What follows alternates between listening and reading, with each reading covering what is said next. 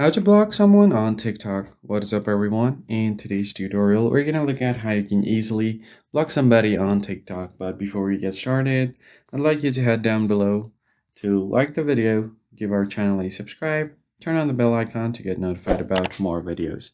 So basically, what you want to do here is once you open up TikTok, you just need to make sure that you are logged into your account. Once logged in, you can just go ahead and find the profile icon at the bottom right corner. And then from there, you could just go ahead and find the person that you want to block.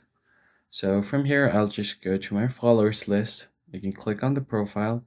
Let's say if I want to block this person, I could just go ahead and tap on the share icon at the top, and then you'll have this pop-up menu that'll appear on your screen. You have report, block, remove this follower, and then QR code.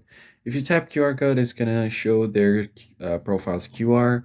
I'll just go ahead and block them, and it's gonna ask you that what's gonna happen is they will no longer be able to send you messages, see your photos, or find your profile.